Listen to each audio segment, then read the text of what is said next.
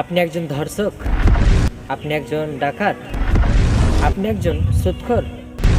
আল্লাহ সুবহানাহু ওয়া তাআলাকে আপনি সেজদা কেন দিবেন? আল্লাহ সুবহানাহু ওয়া তাআলার শুকরিয়া আদায় কেন করবেন আপনি? ধরেন উদাহরণস্বরূপ আপনাকে কেউ ৫০,০০০ টাকা দিল, আপনি কি তার প্রতি কৃতজ্ঞতা প্রকাশ করবেন না? আপনি কি তাকে ভালোবাসবেন না? আপনি কি তার কথা মানবেন না? ঠিক তেমনই আল্লাহ সুবহানাহু ওয়া তাআলা আপনার শরীরের মধ্যে কত কিছুই না দিয়েছে, তার জন্য কি আল্লাহ সুবহানাহু ওয়া তাআলাকে সেজদা দেবেন না? আল্লাহ সুবহানাহু ওয়া তাআলা আপনাকে কি সুন্দর দুটি চোখ দিয়েছে, কি সুন্দর দুটি পা দিয়েছে। আল্লাহ সুবহানাহু ওয়া তাআলা আপনাকে কি সুন্দর দুটি হাত দিয়েছে, তার জন্য কি আল্লাহ সুবহানাহু ওয়া তাআলার শুকরিয়া আদায় করবেন না আপনি? আল্লাহ সুবহানাহু ওয়া তাআলা যে দুটি চোখ দিয়েছে, সেই দুটি চোখের মূল্য জানেন? সেই দুটি চোখের একটি চোখের মূল্য হচ্ছে ১,২৬,০০০ টাকা। যে দুটি আমাদেরকে কিডনি দিয়েছে, সেই দুটি কিডনির মূল্য কত জানেন? যার কিডনি ড্যামেজ হয়ে গেছে তাকে আপনি জিজ্ঞেস করেন একটা কিডনির দাম কত, সে আপনাকে ১০ লাখ তো দূরের কথা ২০ লাখ পর্যন্ত দিতে চাইবে। তবুও কি আল্লাহ সুবহানাহু ওয়া তাআলার শুকরিয়া আদায় করবেন না আপনি?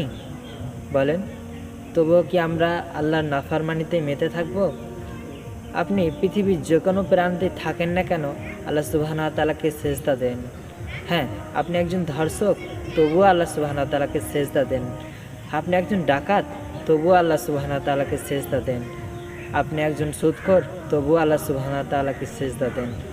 আপনার কাছে আল্লাহ সুবহানাহু ওয়া তাআলাকে সেজদা দেওয়ার মতো কোনো পরিষ্কার পরিচ্ছন্ন জামা কাপড় নেই, আপনি উলঙ্গ অবস্থায় আল্লাহকে সেজদা দেন। মোট কথা আপনাকে সেজদা দিতেই হবে এবং আল্লাহ সুবহানাহু ওয়া তাআলার শুকরিয়া আদায় করতেই হবে আপনাকে। আপনি যে আপনাকে ৫০,০০০ টাকা দিয়েছে তার প্রতি আপনি কৃতজ্ঞতা প্রকাশ করলেন, কিন্তু আল্লাহ সুবহানাহু ওয়া তাআলা যে আপনাকে এতগুলো জিনিস দিয়েছে বিনামূল্যে, তার কি আপনি কৃতজ্ঞতা প্রকাশ করবেন না?